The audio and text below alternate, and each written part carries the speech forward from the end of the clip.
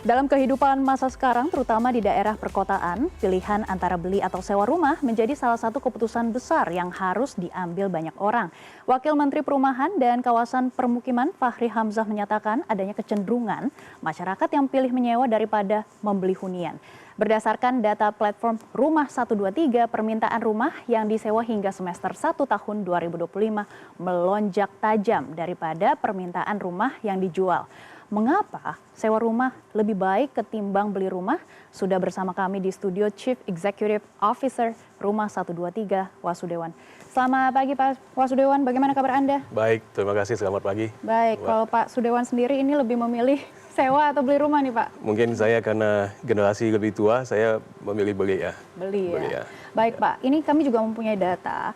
Permintaan rumah sewa melonjak hingga 65,5% pada semester 1 2025, jauh di atas pertumbuhan permintaan rumah dijual yang hanya 13,8%. Bagaimana Anda membaca data tersebut? Oke, menurut kita ini wajar. Jadi dalam setiap siklus ekonomi gitu ya, konsumen itu akan memiliki preferensi gitu ya. Dan menurut kita ini dinamika yang terjadi saat ini di pasar. Dan kalau kita hubungkan dengan kelas menengah, daya beli menurun gitu ya, dan juga ada beberapa konsumen yang mungkin ingin melihat seperti apa pertumbuhan ekonomi, seperti apa mungkin mereka dalam usahanya mereka, apakah cukup stabil, kemudian nanti akan memutuskan untuk beli. Tapi satu yang perlu dicatat ya, ketika kita melihat ini kita harus melihatnya secara holistik. Maksudnya ketika kita selalu bercerita atau ada persepsi, oh Gen Z nggak bisa punya rumah. Gen Z ini usianya baru 27 tahun. Paling tua gitu ya. Kalau mereka usia 23, 24, mungkin seperti kita juga di usia tersebut kita memilih untuk sewa dulu. Once kita mulai stabil, baru kemudian kita memutuskan untuk beli. Jadi kita harus lihatnya mungkin lebih luas. Nggak bisa langsung lihat, oh ini berarti ekonomi tidak baik karena banyakkan sewa. Enggak. Baik, kalau misalnya kita lihat apa strategi Rumah 123 untuk memanfaatkan tren memperkuat posisi platform di segmen pasar sewa ini, Pak? Ya, jadi Rumah 123 kita sebagai platform terbesar saat ini di Indonesia, kita memastikan setiap konsumen yang memiliki keinginan untuk memiliki properti, apakah itu sewa, jual, beli gitu ya, invest, mereka harus bisa datang ke kita dan kita bisa provide yang mereka cari. Jadi ketika kita berbicara sewa, kita ingin memastikan konsumen itu punya banyak preferensi. Dan di kita itu banyak sekali fitur-fitur yang ada di kita, misalnya rekomendasi sewa terbaik, kemudian lokasi yang saat ini cukup bagus untuk mereka sewa gitu ya, dekat dengan akses transportasi, dan banyak fitur-fitur lain gitu ya. Dan kita punya satu fitur juga cek nilai properti. Jadi konsumen itu bisa tahu sebenarnya daerah ini harga sewanya itu termasuk tinggi atau enggak. Walaupun kadang banyak nilai sewa itu yang tergantung mekanisme pasar kan. Demand-nya makin tinggi maka harga sewa makin tinggi. Tapi kita punya banyak opsi untuk kita berikan kepada mereka. Baik, kalau misalnya saya juga sering ya lihat Rumah 123 gitu ya, lihat listingnya. Untuk Rumah 123 sendiri itu tidak bisa langsung menyewa rumah ataupun apartemen. Jadi harus kita lihat listing dari advertiser, lalu nanti kita kontak untuk agennya. Seperti itu ya Pak? Benar. Untuk kedepannya apakah nanti ada fitur yang akan dikembangkan supaya kita bisa one stop platform, langsung bisa sewa dalam aplikasi tersebut ataupun website tersebut? Tidak ya. Jadi kita memang dalam posisi marketplace di mana kita menjadi penghubung antara agent ataupun pemilik properti dengan penyewa gitu ya. Jadi kita nggak akan pernah mengambil posisi menjadi agent ataupun menjadi agent ataupun seperti platform lain gitu ya yang memonetize bisnisnya dari komisi sewa. Mungkin itu tidak dalam waktu dekat ya. Baik, jadi kalau misalnya kita lihat Rumah 123 ini apakah juga akan mendorong lebih banyak konsumen untuk membeli rumah atau lebih akan mendorong untuk menyewa melihat tren saat ini ya Pak? Oke, edukasi pasar itu penting dan kita melihat sebenarnya banyak informasi yang asimetrik. Maksudnya bagaimana? Apakah saat ini konsumen memang tidak mampu beli rumah? Enggak juga gitu ya. Kenapa? Karena ada banyak informasi yang sebenarnya banyak konsumen yang nggak bisa dapat dengan bagus gitu ya. Banyak sekali rumah yang dijual atau properti yang dijual di kita itu yang di mana harganya udah turun 30%, 40%. Jadi banyak sekali yang mungkin konsumen yang butuh uang atau juga mereka mungkin punya bisnis nggak terlalu bagus, mereka ingin jual. Nah di kita lihat banyak sekali properti yang ketika setelah di-upload mereka koreksi harganya. Itu yang kita sebut properti turun harga. Bahkan ada sampai 40% bahkan lebih. Kemudian yang kedua, kita bekerja sama dengan bank. Bank itu punya aset lelang. Dan ini harganya udah 20%, 30% di bawah market value. Apakah ini sesuatu yang tidak ingin dieksplor oleh tadi konsumen yang mau sewa?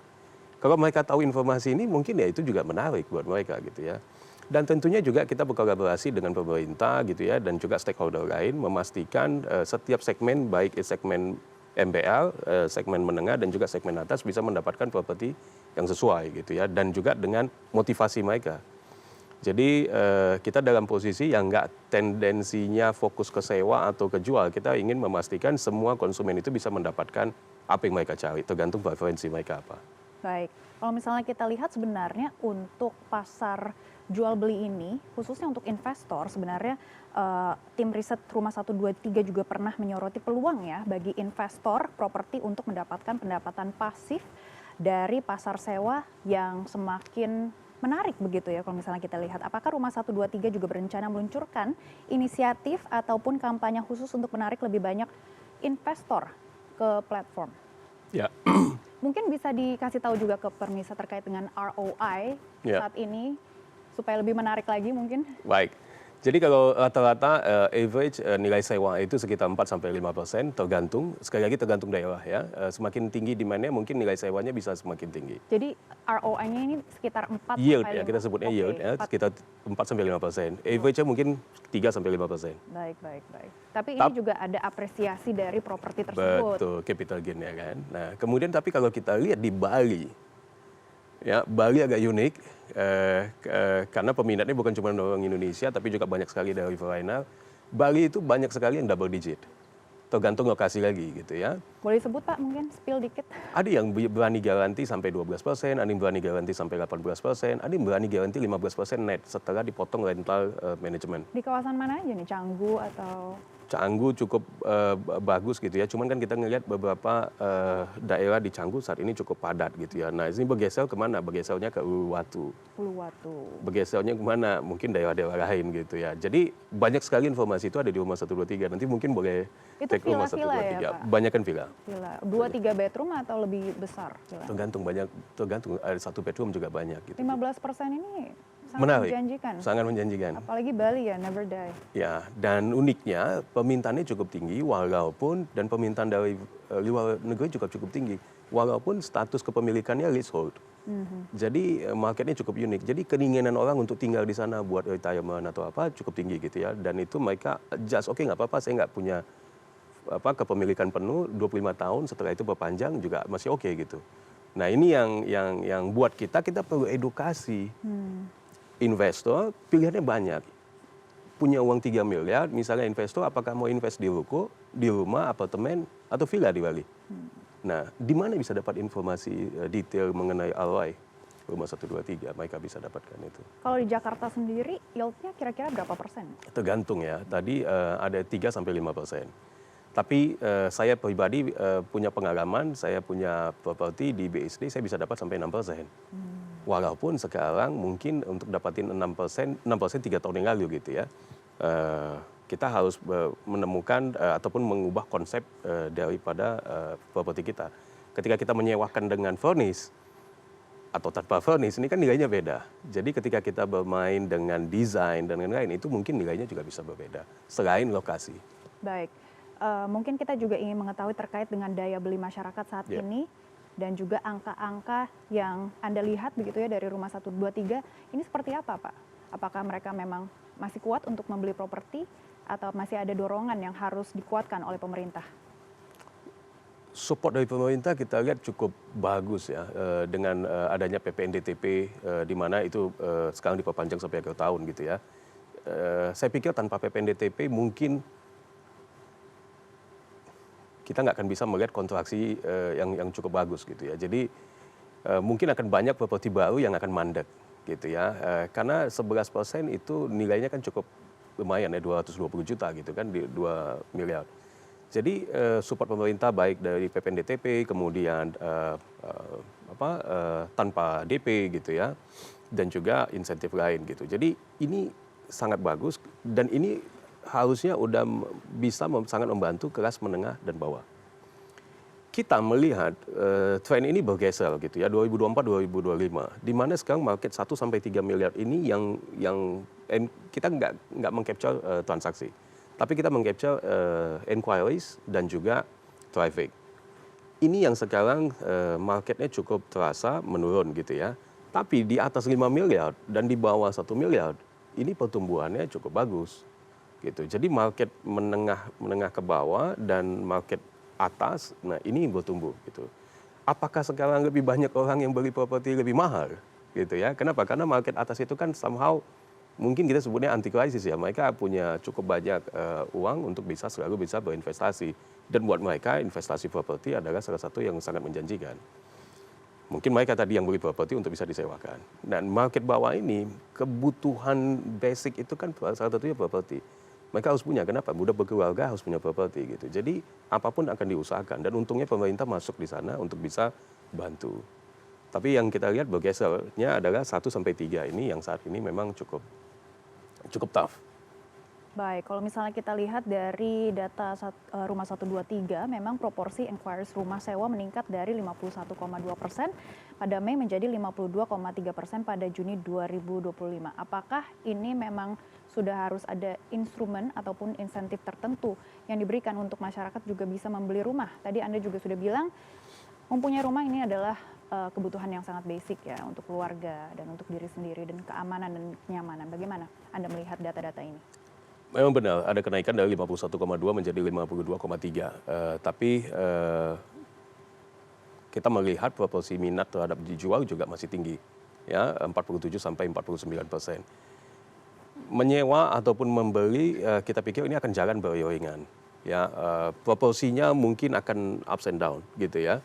Tapi Rumah 123 kita dalam posisi selalu berkomitmen memastikan apapun fitur yang kita lakukan selalu ada relevansinya dengan kedua pasal ini ya, pasal jual maupun pasal sewa gitu. Jadi kita itu coba mengembangkan produk layanan gitu ya, kita punya panduan gitu ya, supaya apa? Yang kita takutkan adalah gini, kenapa market sewa itu sangat penting untuk kita perhatikan. Kita membaginya menjadi dua, ada yang memilih sewa untuk ada yang memilih sewa karena memang tidak punya kemampuan, ada yang memilih sewa karena memilih instrumen lain gitu, uangnya diinvestasikan di instrumen lain. Ketika usia muda, kita pikir psikologis kita mungkin benar-benar kadang kita mengambil keputusan terlalu cepat gitu ya. Banyak keputusan yang diambil ketika muda itu karena FOMO. Nah ini yang kita ingin jangan sampai kejadian kita merelakan nggak punya rumah, kita invest di investasi yang risiko tinggi, setelah beberapa tahun, even untuk bayar sewa rumah nggak bisa. Kenapa? Karena kita terjebak dalam pinjaman dan lain-lain gitu, dan investasinya gagal. Jadi penting buat kita sebagai property portal untuk bisa mengedukasi dengan benar. Di usia muda, yang kita kejar adalah setiap orang, setiap keluarga harus punya rumah pertama, itu dulu. Setelah punya rumah pertama, mungkin memikirkan investasi, instrumen lain silahkan gitu. Kenapa? Karena ini akan menjadi aset ketika sesuatu terjadi dengan kita, maka rumah ini akan bisa dijaminkan untuk bisa dapatkan pinjaman. Tapi ketika kita nggak punya rumah, kita terjebak dengan investasi yang salah, dan kita dihadapkan dalam satu kondisi sulit di mana kita butuh uang, apa yang harus kita lakukan? Jadi rumah pertama itu sebenarnya bukan cuma penting untuk kita berkeluarga, punya keluarga, membangun keluarga, tapi juga bisa sebagai aset di masa depan dan bisa kita guarantee. Baik, Pak Wasudewan, mungkin ini terakhir ya imbauan untuk masyarakat terkait dengan investasi rumah, Ya. Karena ini adalah pilihan menurut saya yang sangat krusial ya, seumur hidup mungkin apalagi rumah pertama begitu ya. Ya. Nah, sebenarnya baiknya bagaimana kita merancang ataupun mempunyai strategi supaya bisa mendapatkan rumah pertama, rumah impian kita. Oke, yang pertama tentunya sesuaikan dengan budget, gitu ya, sesuaikan dengan budget dan kemampuan kita. Berapapun penghasilan kita, tentunya akan selalu ada pilihan properti yang bisa sesuai. Yang kedua adalah kita harus bisa membuka mata kita bahwasannya banyak sekali pilihan properti sekarang. Nggak mesti rumah baru, ada juga rumah second dan juga Rumah second bahkan banyak sekali yang sekarang harganya turun gitu ya, tergantung di tadi pasar dan juga pemilik properti. Dan juga ada opsi lain adalah opsi lelang gitu. Jadi banyak aset bank gitu ya, ketika orang berhenti membayar KPR karena satu dan lain hal, maka oleh bank ini akan dijual lagi gitu, dilelang gitu ya. Nah ini juga harganya cukup bagus gitu ya, cukup murah. Nah Rumah 123 memberikan opsi-opsi ini kepada konsumen untuk bisa menentukan mana nih yang mau. Kenapa? Karena rumah pertama itu penting. Penting bukan hanya buat konsumen, tapi penting buat negara gitu ya. Kenapa? Karena ada 180 industri yang ada di sini gitu. Jadi kalau, dan kita masih punya backlog 10 jutaan backlog gitu. Artinya ada berapa? 40 juta orang Indonesia dalam satu keluarga, satu ayah, satu ibu, dua anak, nggak punya rumah nih. Nah ini yang kita coba solve gitu ya, pemerintah coba solve gitu, kita bergandengan dengan semua stakeholder. Jadi bagaimana caranya konsumen tadi bisa punya rumah dulu, nggak mesti rumah baru, tapi juga bisa rumah second dan lain-lain. Jadi itu penting, karena apa? Karena sekarang saya pikir banyak informasi ataupun konten-konten yang sifatnya membuat bingung gitu ya, membuat bingung. Tapi kalau kita balik lagi, kita flashback 20 tahun lalu gitu ya, saya itu dididik gitu ya, mungkin hampir semua di generasi saya, ketika bekerja punya rumah. Kenapa? Kita jadi lebih serius, karena harus bayar cicilan, kita harus jadi lebih serius, dan ketika kita melihat, oke, harga properti kita naik, kita jadi lebih stabil, kemudian kita bisa invest, kita bisa dapat passive return gitu ya, passive income gitu. Jadi ini yang penting, dan ini buat negara juga pertumbuhan kreditnya bagus gitu kan, impactnya ke industri yang lain gitu. Jadi industri finansial bertumbuh. Jadi buat kita penting memastikan supaya industri properti ini tetap bertumbuh. Karena 15% PDB Indonesia itu datang dari properti dan konstruksi. Bayangkan kalau ini mandek gitu ya, kalau kita semuanya pemikirannya berbeda, nah ini mungkin akan bahaya. Baik Pak, satu pertanyaan terakhir terkait dengan sewa rumah ataupun sewa apartemen, ini juga akan berkontribusi kepada PDB kita masuk ke dalam properti atau tidak Pak? Otomatis dong, ya kan, karena kan PDB itu kan adalah jumlah uang yang berputar gitu kan. Otomatis itu akan memberikan domino impact kepada yang lain juga kan. Ketika ada penyewa, kemudian pemilik properti mendapatkan sewa, dia akan investasikan ke tempat lain gitu kan. Nah ini kan akan memberikan impact lagi. Baik. Ini masih banyak yang harus kita bahas terkait dengan sewa rumah ataupun beli rumah. Ya. Tapi kita juga semuanya berharap daya beli masyarakat bisa menguat, meningkat, dan beli rumah impian mereka masing-masing. Terima kasih. Baik, sama-sama. Pak CEO Rumah 123, Pak Wasudewan yang sudah bergabung bersama kami di CNN. Sama-sama. Terima kasih buat kesempatannya. Terima kasih. Thank you.